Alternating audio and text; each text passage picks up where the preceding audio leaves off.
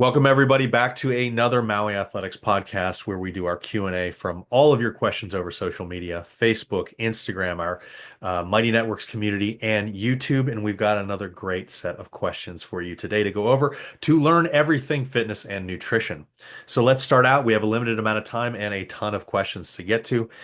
Um, this first one, Beth will probably be able to help out pretty significantly with this one since we program these cycles intentionally. The question is, I know the programming is intentional, but how much does it matter if we have to do exercises out of order because we can't get equipment? Um, I'll let you handle that one if you want to. Okay. Yeah, you can go out of order in a pinch. We have no problem with that. The compound movements are usually put first for a reason because they're the most taxing, they require the most rest. But if you need to do B before A because the machine for A is taken, go ahead and do that. Not a huge problem. I would, the caveat to that would be try not to have that happen every single time. But if you're in a pinch and you need to swap something, and that's also why we have the swaps there too, in case something like that happens. But if you need to go out of order, definitely you can do that.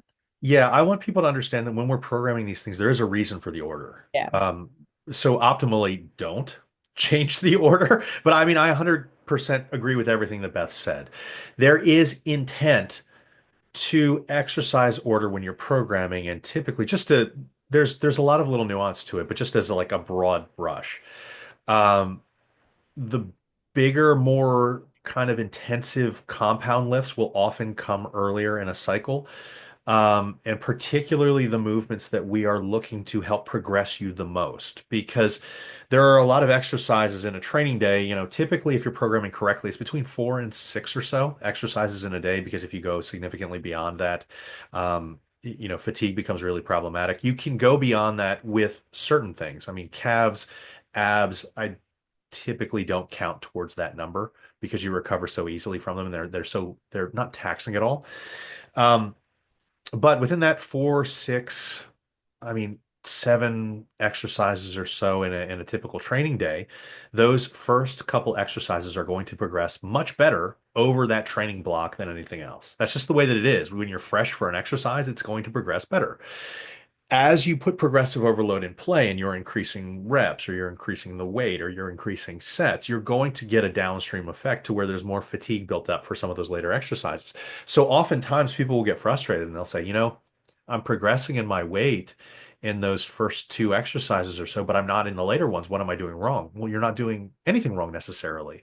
Sometimes, particularly if you're in a calorie deficit, holding steady in those later exercises is the best that you can ask for. It's just the way that it is, particularly the more experienced that you are, because the more experienced that you are, the harder it is to continue to progress up in weight in every subsequent set. So, if there's something that you really, really want to prioritize, you would tend to put that a little bit earlier in the training cycle.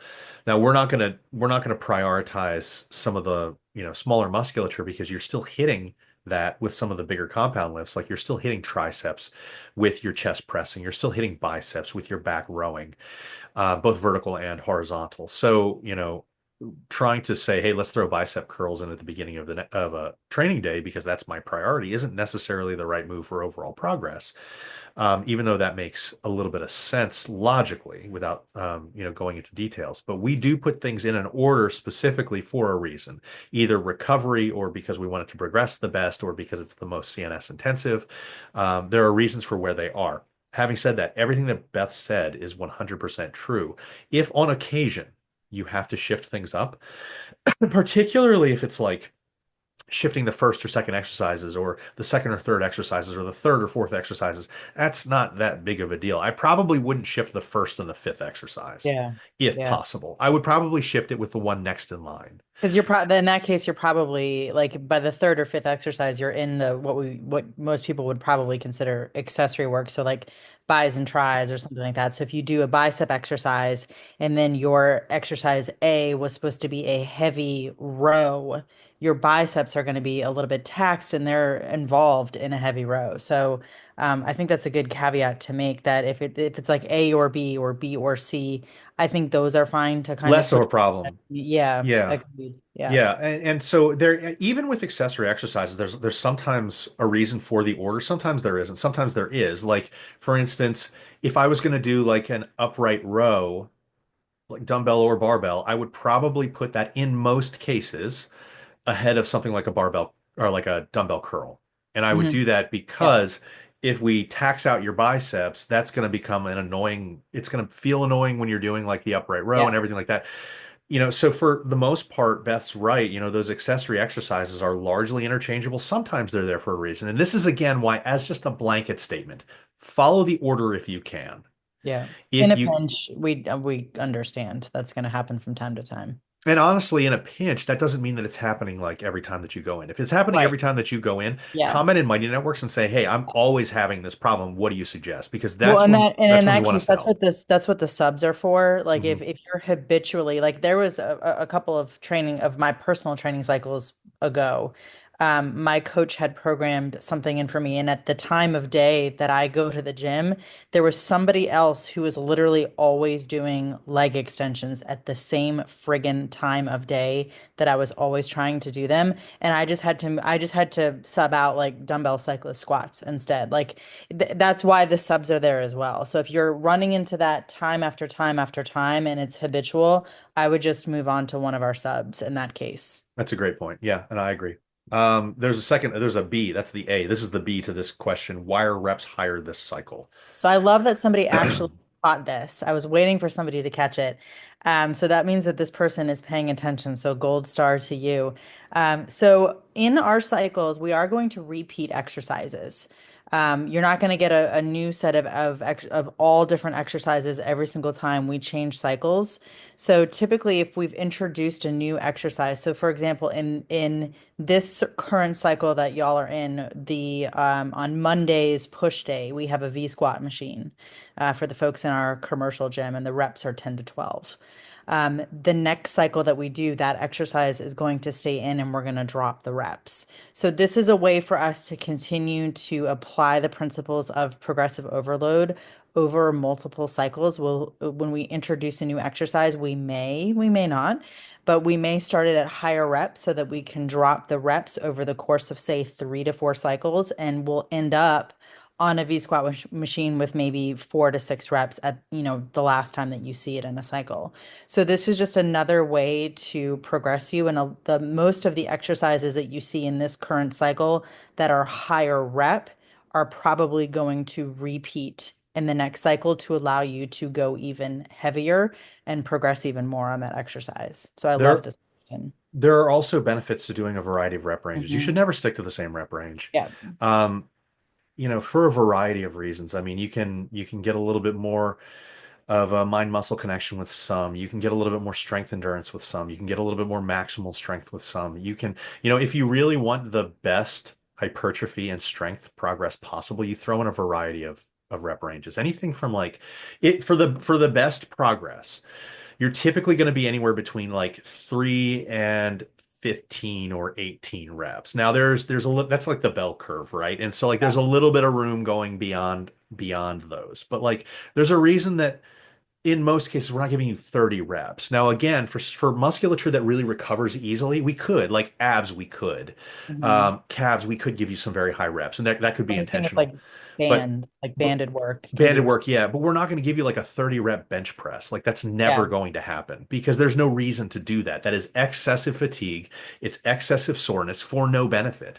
But yeah. within that range of about, I mean, I love between about 3 and 15 reps. That's pretty much where I live. And if you even look at like professional powerlifters, the ones that win have the majority of their training between 3 and 8 reps. The majority of bodybuilders that win have their reps between about 6 and 15 or 8 and 15 or 8 and 12. Like it varies between the person, but all of these ranges really work for maximal strength, strength endurance, and hypertrophy. And they're also that sweet spot to where they don't drill into your recovery. They don't increase injury risk. They don't cause all these other problems. So it's kind of like that sweet spot where if you're in a power building type of thing like we are in, which is what I think every person that isn't hyper focused on either hypertrophy or hyper focused on maximal strength, everybody else should be doing power building, in my opinion. And it's because if you want to get the best health possible, you need some strength. If you want to get the best hypertrophy possible, you need to build some strength. If you want the best strength possible, you need to build some hypertrophy. And it really complements itself very, very well. It's a great way to periodize these things or to set up these protocols.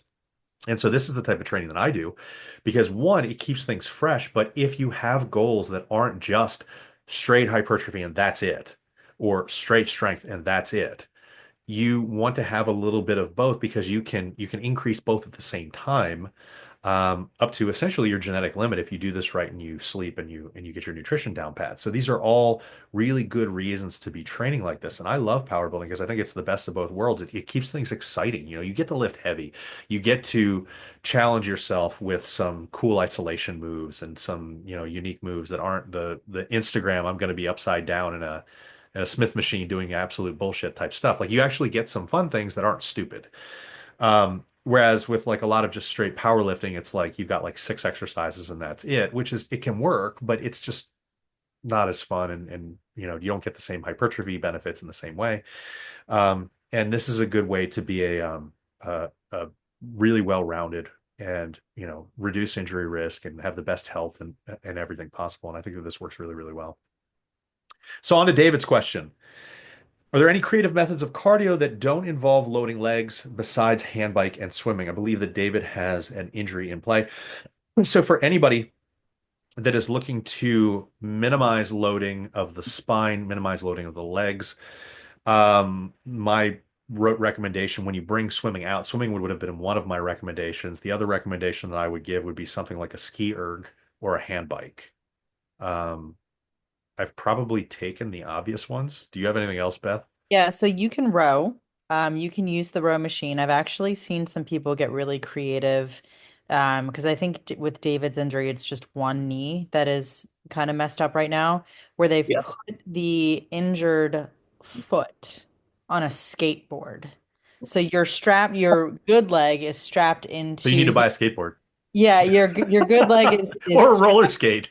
is strapped into the row machine and your bad leg is on a skateboard and you're essentially the drive phase of the row is done with just the good leg. I have seen people do that, but you can also put both feet in the row erg and just not push super hard with the legs. Like you can make that a mostly upper body movement if you really want to and take the drive force out of the legs and use mostly arms. That's the only other one that I would recommend. Any Thank questions you. on that, David? No, not really. I was just worried about muscle imbalance, like if I was doing like rows or something with the legs. You won't need with the amount of time that you'll probably be out, you don't need to worry about that kind of thing. And there is some decent data that looks at working just the healthy side while one side is incapacitated. You're not really going to need to worry about building an extreme imbalance with something like that. Strangely enough, I mean, it actually helps both sides. It does. That in that unilateral movement research, we actually see benefits to the opposite side. I don't know why it does that, I don't but either. but we see some benefits to the opposite side too. So like, if you're going to be going for like,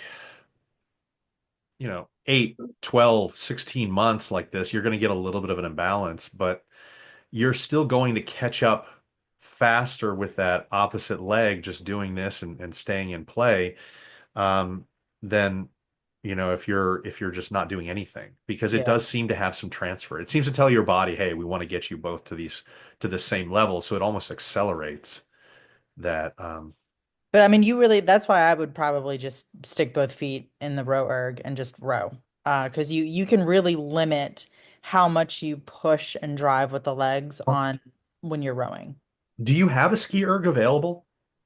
Yeah, I just joined a different gym that's a lot closer. I was at the Y, but now I'm at a Life Center. It's got everything. I would do the ski erg, and I don't think that any of these options are bad. I Mm. think that they're great. I would pick the one that you like. Personally, I would probably pick the ski erg. Well, you say that, but have you ever done a I skier? have, yes, and it kills you, yes. Skier sucks. Yeah, it does. So I just want to hear David's experience after I've like screwed him into doing the skier is essentially what's happening. I'm making David's life really hard. No, I mean the skier is great because you really can just kind of focus on on using your arms and your torso in it. Yeah. I mean, it's a hip dominant. You're supposed to use the hips to really drive the flywheel. Yeah, But again, you're not going to be loading the legs if you're not going to you're load your legs. Yeah, so it's a using good it option. for I mean, that. I would Yeah. try it out. You're gonna hate it after like 30 seconds. It's like, oh my Don't God, do this it. Whatever really, you do, do not put the flywheel at a 10. Don't do that. yeah. You're gonna have a real bad time if you do that. Put the Don't flywheel at like a 5 or a 6. Yeah, don't do that on a ski erg either. Or A row. a rowing Yeah. erg either. Like what Beth was suggesting, don't put it on a 10 on that either. It's gonna destroy your legs. You have a bad time. Yeah. All right, moving on. What percentage of a calorie deficit is necessary for a short 4 to 6 week fat loss phase to be effective? So a 4 to 6 week fat loss phase, when we're talking about setting up a proper calorie deficit, it's usually between 250 and 500 calories below maintenance. In a 4 to 6 week fat loss phase, this is a rapid fat loss phase. And so you could do something akin to protein sparing modified fasting, which means you can go above or more extreme than that 500 calorie deficit, but it's got to be in short periods of time, and you have to really be pushing protein above 1 gram per pound of body weight during these periods. I would assume that people who are obese, and I'm bringing this up because when I say 1 gram per pound of body weight, people who are obese, that's not appropriate for them. But I'm assuming that someone who's obese would not consider doing just a 4 to 6 week fat loss phase. Like there wouldn't be a reason to do that. So I would jack up my protein, and you can even go up to about 1.4 or 1.5 grams per pound of body weight. And I know that that sounds like a lot, but this is how you do protein spared modified fasts. And so you essentially just eat a shit ton of protein, and you can even cut out a large portion of the day where you're eating foods and eat that within like an 8 hour window within that period. And as long as you're getting 2, 3 meals, you're spreading out that protein in a way that you'll be able to utilize it and help prevent fat loss. Now, I don't recommend doing this often. Um, this is almost something you do before like you step foot on stage and maybe you've screwed up your prep and you've got a month left, or like you're going to get married in a month and you screwed up the fat loss phase leading up into this and you want to look as best as possible, or you're going to the beach and you just didn't plan ahead. Like this is literally like something where like you either didn't plan ahead.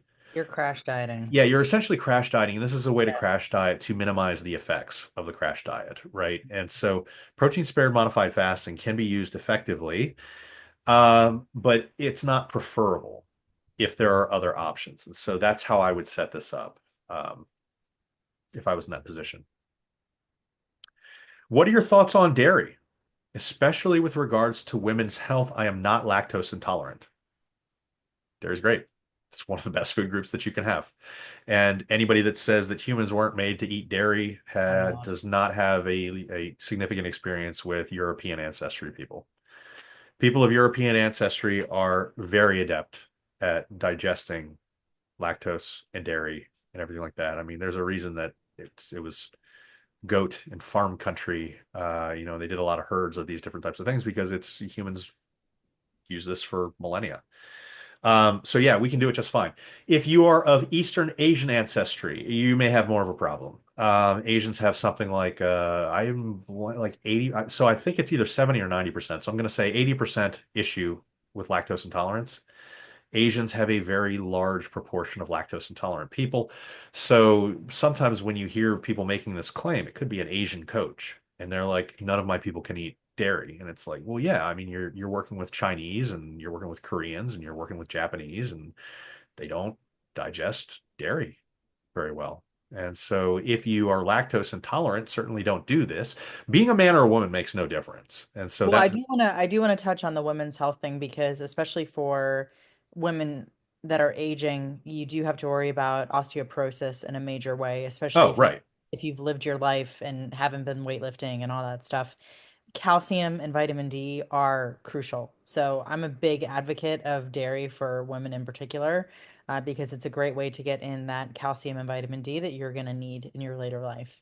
Yeah, no, I agree. When I was saying it doesn't make a difference between men or women, I'm coming at it from the fact of Yeah. usually when people bring up this question, they think it's a negative Yeah. to have For sure. dairy. There is Yeah. no negative whether you're a man or a woman. Yeah. And I want to clear that up because that's what I was getting at when I was saying there's no difference. No, no, my point was like this person specifically mentioned women's health. So I think it's important to highlight the prevalence of osteoporosis and osteopenia in older women. Um, This just shows that you're a glass half full because you're thinking of the benefits, and I'm thinking I it's not going to be a negative.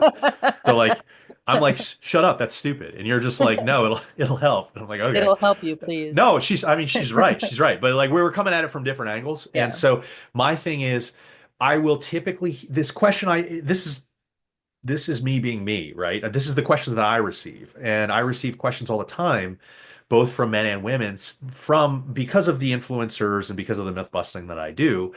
The angle is always I'm told that I can't have dairy because humans aren't built to eat dairy. Yeah.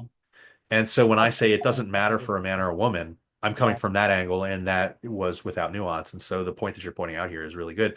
I mean, I think that the idea that you can't eat dairy. I mean, if you're lactose intolerant, and even I'm lactose intolerant, You're I still eat lactose and I intolerant. still eat a lot of dairy, and I still eat a lot of dairy. He does not care, Um, y'all. I'm telling you, he does not care. yeah, screw it.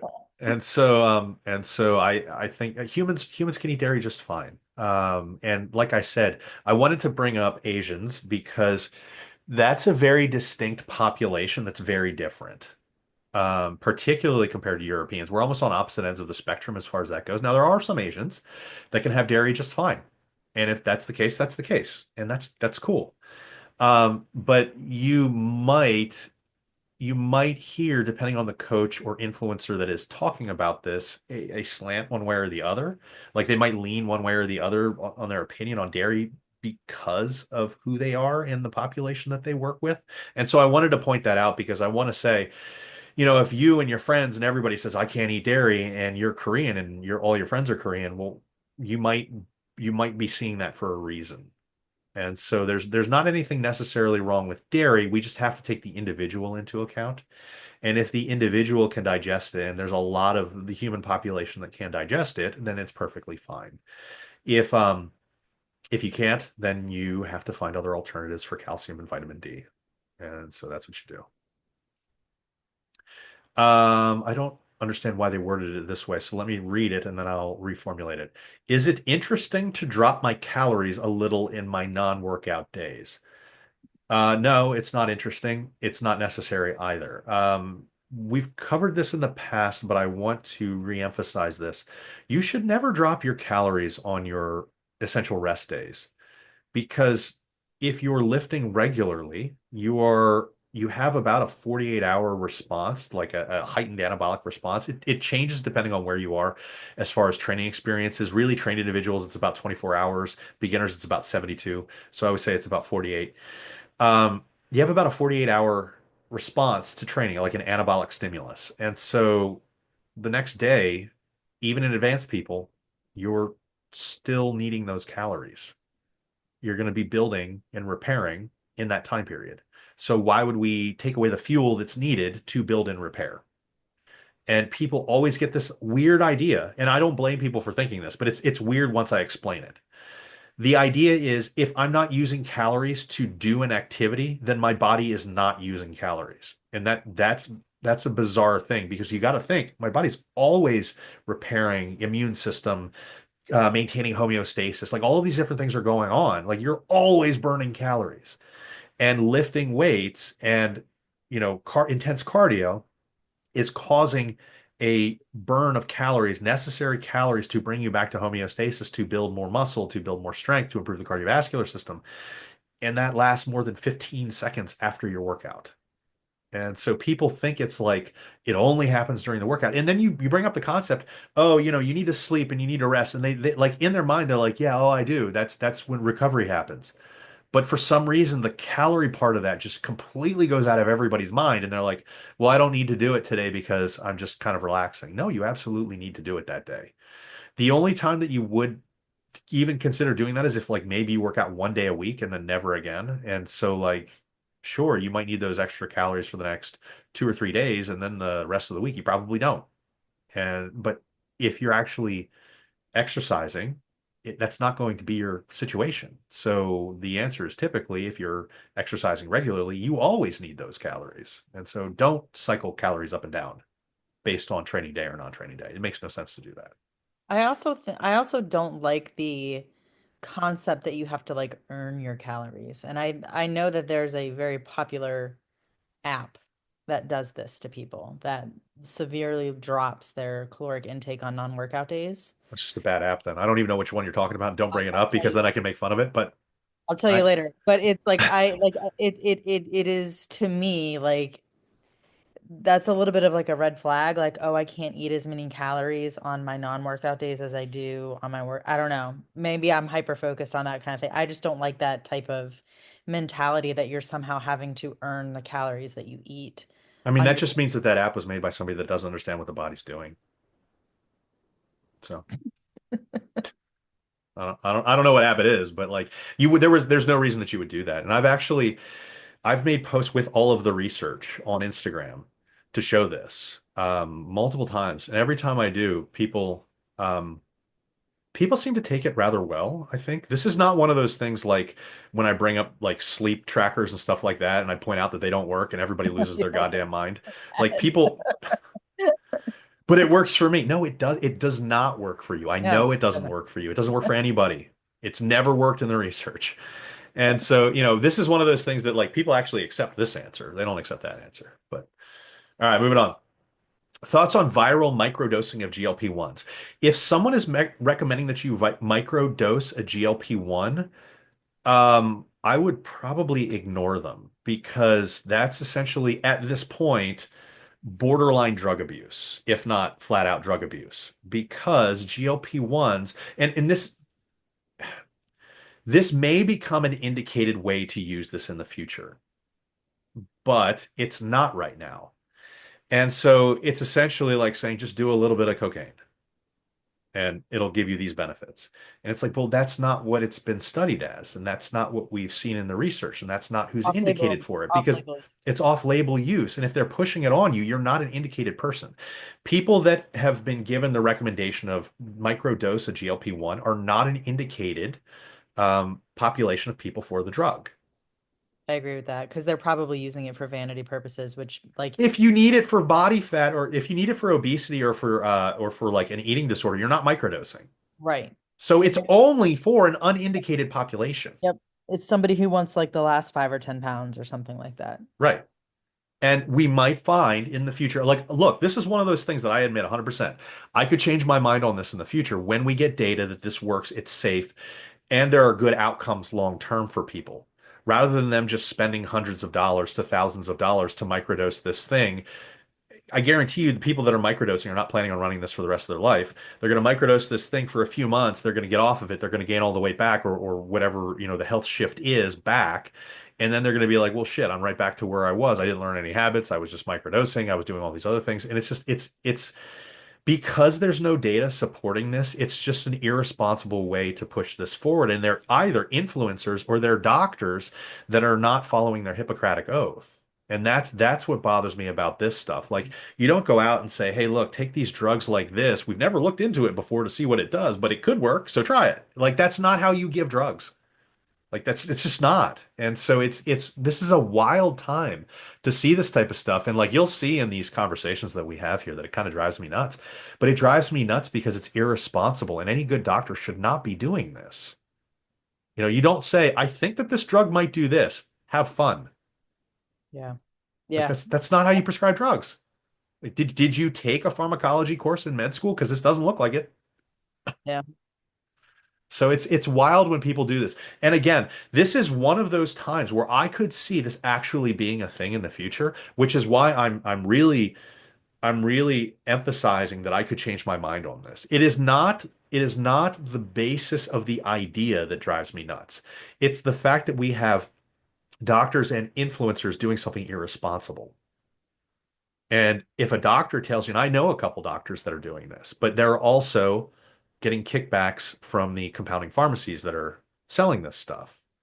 And so I know that this is not an altruistic motivation. I mean, you talk to a lot of the doctors that are really in on getting the good information out there about GLP-1s, like Spencer Nadolsky. Spencer Nadolsky is not running around telling everybody to microdose GLP-1s. He's Right. not doing that. Yeah. The only people that we have doing that are the podcast hucksters. And it's wild to see this. And a lot of them are doctors, but this is not how you prescribe a drug. It's not. And if you're telling people to go to a compounding pharmacy, that should be a red flag in itself. Yeah. Because compounding pharmacies are not monitored by things like the FDA to make sure that they contain what they claim that they contain. And when you're selling GLP-1s to non-indicated populations of people, I mean, this is gray market. Like these people are one step up of selling you something out of a van. Yeah. Like this is super bizarre. But we all accept it these days because it's on social media and these people have a million followers and then that makes it seem credible. But if we were to tell you, the background behind the stuff, you'd be like, why am I buying something from these people? Like they're willingly skirting the law. And does that mean that they're going to have the greatest quality control? Because they certainly don't care about following like, drug enforcement agencies' laws, and they don't care about following, the American Medical Association's recommendations. They don't care about following the research that shows this stuff. And so we're getting into an area that's become really scary because essentially the people buying these things are guinea pigs. And, if you want to see an uncontrolled drug trial, you're participating in it Yep. with no accountability and no medical supervisor. No safety No monitoring, safety, no safety no controls. nothing. That's what No. you're doing when you're falling into these compounding pharmacy things where like you call a clinic. Like if you have to go through a clinic to get what you're trying to get, it's probably a bad sign. Because just like the TRT clinics, these um, women's menopause hormone clinics, these GLP-1 clinics are becoming really, really problematic because they're essentially just running drug trials on people with no oversight, no ethics, no morals. It's just take it, see what happens. And that's what microdosing is at this point. So it's wild. Do you think food addiction is real? And how do you handle it? So food addiction is not real from a physical sense. You are not physically addicted to foods. You can become psychologically addicted to foods, certainly. And so is food addiction real? Yes. Just not physically addictive. Because like, people will say I'm addicted to I have a sweet tooth. You never have a sweet tooth because nobody is housing handfuls of sugar. First off, you're eating like donuts or brownies or something like that. So it's not a sweet tooth. It's you want the experience of a certain food with its textures, its tastes, all those different types of things. And this is a learned experience. This is not genetic. This is something that you've learned over time. And you're essentially using this to band-aid emotional experiences. Um, and this psychological food addiction is really, really problematic. How would I handle it with my clients? I have a lot of different tactics that I use for dealing with cravings and all those different types of things. But if I suspect a true psychological food addiction, you need a psychiatrist. Yep. I No, don't think there's enough coaches that talk about this. Like there are so many people that are so messed up when it comes to food, and there should be no shame in seeking help for that. And actually many coaches like you and I are actually not at all qualified to handle those types of conversations and that type of practice. you need to be a psychiatrist. Yeah, and people need to really understand that like a coach can only give you so many tools to help you overcome stuff like, food addiction and having a sweet tooth and insatiable cravings that lead you to binge eating. But once you start to display the behaviors of an eating disorder, you need psychiatric help. You need a psychiatrist. There's no way around that. Once you are going down that path, no personal trainer that has a NASM certificate or a precision nutrition, like we are not qualified to No. do. You need a It's psych. it's in the same realm as having PTSD, essentially. Yeah. Like you wouldn't go to your personal trainer and be like, "Hey, can you fix my PTSD?" I mean, Yep. that's the same thing with a food addiction, with Yep. an eating disorder. That's your personal trainer, your nutritionist is not qualified for that. Even most registered dietitians are not qualified for that. There are some that work in conjunction with psychiatrists and have some extra training in that, and that's a good choice. But you have to be getting somebody that's specifically trained for that. But I would, if I were experiencing this and I truly thought that I had this, I would get in touch with my primary care physician and I would ask for a referral to a psychiatrist that deals with food addiction or disordered eating. That's the real answer. So when people say, how do you handle it with your clients? I handle a lot of cravings, a lot of emotional eating with my clients, a lot, because there are varying levels of these things. Once we start to get into what I feel is like a very distinct and significant disordered eating pattern, then we have that conversation of, hey, look, I can still be your nutritionist because that side still needs to be handled because the Yep. psychiatrist can't handle that side. Yep. But in conjunction with a psychiatrist, this is like if you have a heart attack, you're still going to work with your primary care physician, but you're also going to go to a cardiologist.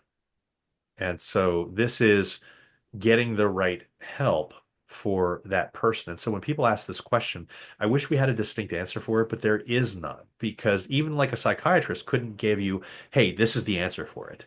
You would have to interview the person. You would have to do a history. You'd have to find out why they're doing this because there's an underlying cause for whatever this is. There's trauma in life. Um, and you need to identify the trauma, and then you need to come up with some coping mechanisms to deal specifically with that trauma. And this is all an individualized approach. And, just like with nutrition, like using an app for nutrition is a piece of shit. Like those apps that are, that tell you what to eat don't really work that well. They work for like 2 or 3 months and then they don't work. And this is why you get a coach to help manage you through those time periods where you need to learn to deal with vacations, deal with, challenges at work, deal with challenges from a social stance.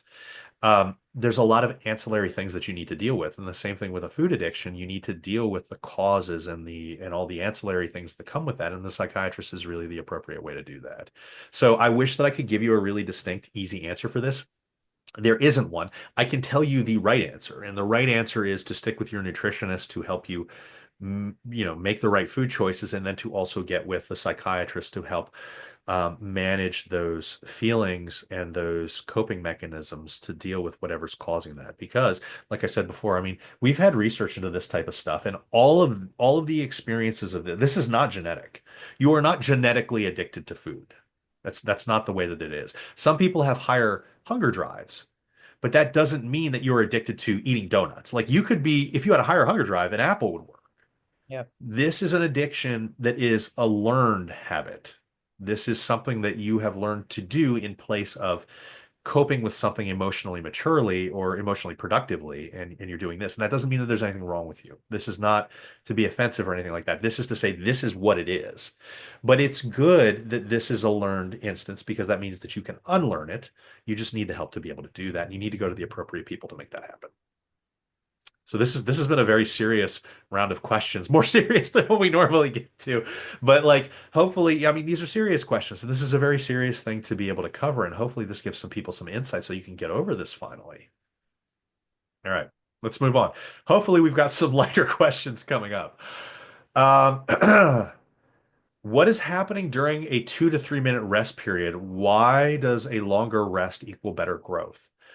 Um, you're you're allowing fatigue levels to go down. I mean, what is the distinct answer? Like, what is the mechanism? You're removing inorganic phosphate and hydrogen plus ions.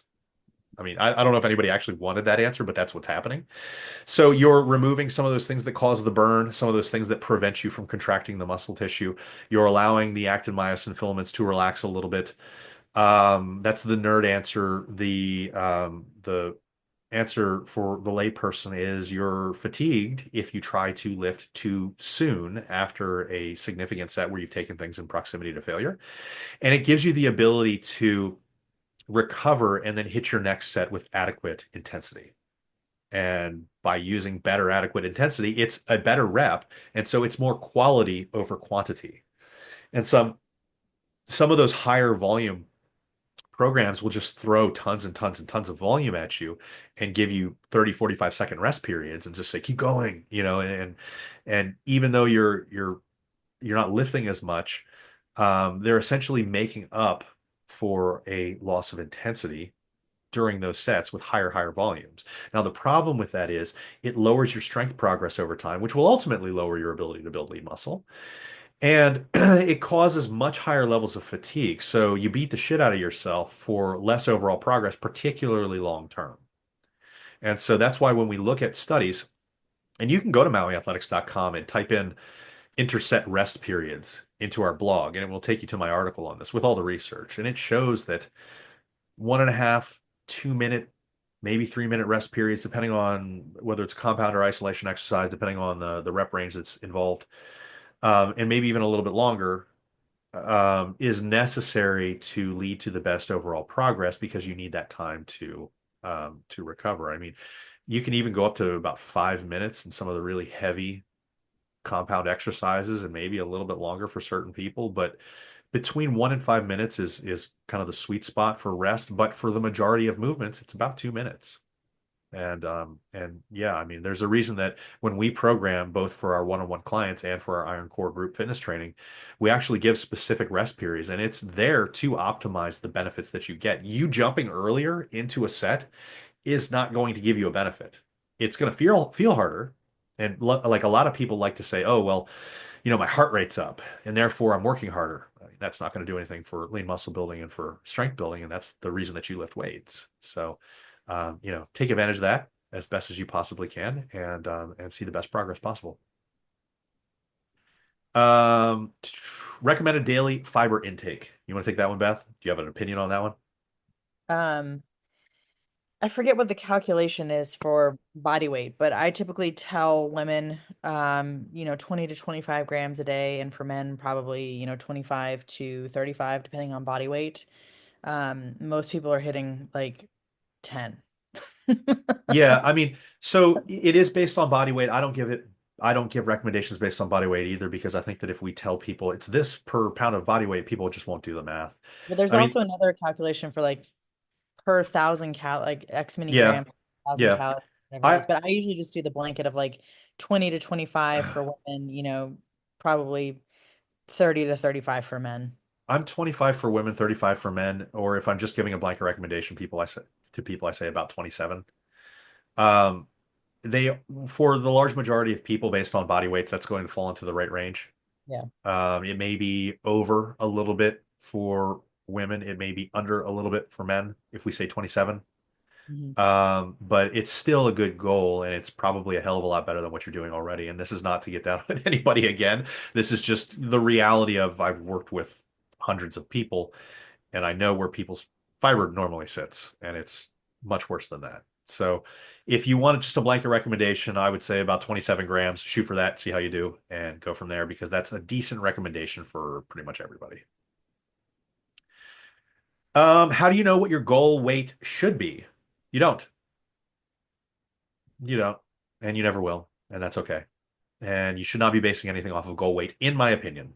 Yeah, that's what I was about to say. I don't, this is why I hate goal weight because, like, what does it even mean? Yeah, and I know that people love to say, and I don't think that they're necessarily wrong. There's a lot of professionals out there that'll say, shoot for 1 gram of protein per pound of ideal body weight, but you don't know what your ideal body weight is. So how do you do that? And that's why that's not something that I use. So I don't tell people to use ideal body weight because when people set an ideal body weight, you're setting yourself up for failure from the start because you either hit that ideal body weight and you now have lost the driver of whatever your goal was, and now you have to find something else. And a lot of times people fall off, and that's why the recidivism rates are as high as they are. They tend to balloon back up, or you don't reach that goal and you feel like a failure. And a lot of times, even if you don't reach that goal, you're actually better off than if you did reach that goal because most people are going to be heavier than what they think their ideal body weight should be when they're lean and athletic and look their best and feel their best because muscle weighs something. But people never think about that when they're thinking about ideal body weight. All they're thinking about was, what did I weigh in college? Well, in college, you were way thin. You did not have any lean muscle Yeah. mass and you don't realize that you didn't look as great as you think you looked, and you don't realize that because back in the 90s Kate Moss is what everybody was trying to become, and so we had this distorted viewpoint of what ideal beauty used to look like, and I think that using ideal body weight, particularly in generations of people that have a screwed up viewpoint of what an ideal weight should be. I mean, honestly, if I talk to anybody over like 30, their idea of what their weight should be at their height is extremely low. It's usually 15 or Same. 20 pounds too light. Yeah. Yeah. And so, I have people that'll come to me and they're 120 pounds at 5'3", and they're like, I need to lose 20 pounds. And I'm like, oh my God, It's like that is so low. And so, you can tell that these people are like setting themselves up for like sarcopenia and osteoporosis and all those different types of things. And telling people, hey, your ideal body weight is way off of what it probably should be, um, can be very deflating for them. And so I would not use an ideal body weight. What I would do is I would use the mirror. I would use measurements of like hips, waist. I would use how is my performance improving? How do I feel? How am I filling out my jeans? And I would go from there. Weight on a scale means absolutely nothing to me. And it means nothing to me because I've had experiences where I worked with one guy who over 4 months lost 18 inches off of his midsection measurements and only went down 1 pound. It is the most bizarre thing that I've ever seen, but it happened. And in the first 6 weeks, he's like, nothing is working. And I'm like, we're taking measurements and you've lost 4 inches off of your waist. And he's like, yeah, but my weight's not going down. It's like, so fucking what? Like, Yeah. it doesn't matter. Like you at that point you should feel major differences. Like you're wearing a different clothing size at that point. He had to Like buy you're, new belts. And he was like, like nothing's that's like happening. I'm like, how what do do you you not mean? consider that positive progress? That's what blows my mind about like goal weight and people getting so tied to the scale. It's like you're literally taking a half of a person off of your waist measurement and going down three pant sizes, but you still don't think that this is working or that you're being successful here. Like that blows my mind. And it happens all the time with clients. Like Setting a setting a they goal weight is the fastest way to fail, in my it opinion. is. I completely agree with that. And that's why like whenever anybody like when they're doing their intake form or when we're doing virtual consults with them and they're talking about I want to get down to like 125 pounds. I'm like, let me stop you right there. No. Like we're not like that's your high school body weight. Like we're not doing that. Yeah, We're I not. mean, do you want to look like you did in high school, but then actually look at the pictures of you in a bathing suit in high school? And do you not have goals beyond that? Yeah. Understanding the benefits these days that we understand about having lean muscle, about having all these different things. Like if you want to be able to eat a pizza and not have it immediately go to your stomach, Yeah. you want more lean muscle Yeah. because your body can shuttle it to there. And people are like, oh, well, it helps me control blood sugar. It helps my brain. It helps my bones. It helps like all these other things. But I just want to be my high school body weight. And it's like, what about high school is so great about your body when you say, okay, well, what is an ideal body to you? And they'll point out somebody on Instagram and they're not what you look like in high school. And so that's a very strange thing to look at. So be very mindful about the way that this sets up improper expectations, the way that this is up is improper goal setting, and you can actually get past this. And this is one of the reasons that people are on that diet roller coaster for the rest of their life, because all they focus on is the scale change, and they don't get comfortable enough to focus on what actual good progress looks like. How impactful is one day over a calorie goal when in a calorie deficit? Not at all. It's not impactful at all. Now, is this one day over a calorie goal happening every week? Then it could be. But if it's infrequent and it happens occasionally, like if it's 4th of July today and you have three hot dogs and some ice cream and you've been 100% on your nutrition goals for the past 4 weeks, it's not going to impact you at all. You're probably going to go up 3 or 4 pounds tomorrow, but by the end of the next week, you're going to normalize. Normal. And this And is so, sometimes where people want us to tell them like how many days essentially can I eat off plan and not like undo my progress, and we'll never give you an answer for that well, we because can't. we can. And part of the reason is like being over calories, like, are you 200 calories over or are you 4,800 calories over? Like, you can undo a week's worth of progress if you're an asshole about it, but we'll never give that answer to somebody because what those people are usually looking for is an out, right? They're looking Yeah. for a way to kind of take the stress and the pressure of high compliance off of themselves when we know that high compliance is what drives results. So one day of being a couple hundred calories over, no, but if it is consistent and you're a lot over, yeah, it's gonna mess you up. Okay, one last question, and then we are going to get to 4th of July festivities. All right. When doing one rep in reserve, which is the intensity method that we use, you can look up reps in reserve if you are not familiar with that. We think it's the best because it works over a wide variety of rep ranges and everything like that. When doing one rep in reserve, my reps drop in subsequent sets from, like, an example is 11 to 8 to 6. Is that normal? It is normal that your reps can drop during a subsequent set, because if you're lifting really hard towards proximity to failure in the end of a working set, even your very first one, you're instilling some fatigue, right? So it would make sense that over time your reps can drop if you are maintaining the same weight. However, we would set it up where we would have a rep target and then the weight itself would drop to maintain that rep target. You can do it either way.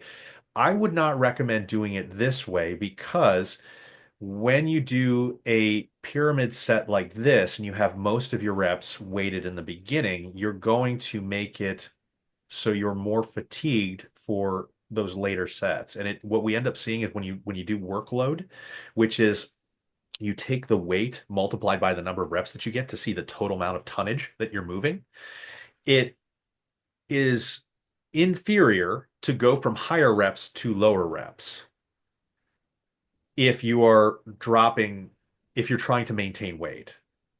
Now, if we can maintain a rep count and then just drop weight slightly to maintain the rep count, we actually see better results in the studies. Or if we go in the reverse, if we start out with our heaviest lift and then drop weight and go up in reps, that can work better than this example that this person has given.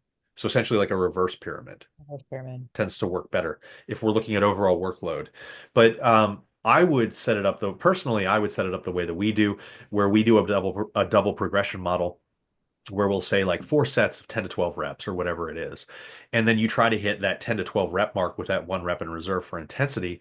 And then you adjust the weight depending on how you're feeling in every one of those sets. It's a much easier way to standardize it, in my opinion, because trying to do it in reverse where you're just trying to maintain the weight, like, why are you trying to maintain the same weight across? Like, what is so special about that weight? It almost And sounds like this person has set up their training so they actually don't have a rep range. They've just sort of chosen they're just lifting a as much as they weight. can with whatever weight they've chosen. Yes. Yeah. And it almost, yeah. But then there's no intent there as to why you're doing those reps, Yeah. Yeah. and so it's just not a way that I would set up programming to begin with. But would we see a drop off under the circumstances that you're explaining? Yes, we would. And we see a drop off in the double progression model that we use. But the drop off comes in the fact that, like, the first set, if we're doing 10 reps, like 10 to 12 reps, say the person does 135 on a bench press for the first set. Well, the next set might be 135, and then the next set might be 115. And okay, well, we dropped down 20 pounds because we wanted to stay within that one RIR and we wanted to stay in that 10 to 12 rep range. So I like that better because it standardizes it a little bit more, and there's a lot less chance the way that you're doing it, where you're just picking up a weight and then you're never changing that weight. It's going to be inferior from a workload perspective by the end of the day. And there's going to be a lot more variance, most likely. Now, you can set it up this way, and you can say, okay, well, this first week I did 11.86. Maybe the next week I do 11.96. And you can still do progressive overload that way. Yeah. Um, I don't love it.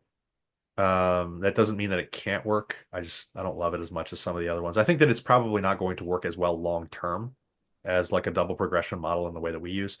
But hey, if it's the way that you like to do it, certainly you can do that. And understanding that there will be some fatigue does make sense. Now, in this specific example, a drop from in 3 sets, a drop from 11 to 6, 5 reps off, that's probably a little significant. It's probably more of a drop than I would have expected. Um, but you can expect a fatigue drop off at some point. So, all right, guys, that is it for us today. Thank you for all of the questions. Stay tuned next week when we will get to another example of our podcast. Send us any questions that you have in Facebook, Mighty Networks, YouTube, Instagram, and we will get to them in the coming weeks. Thanks a lot.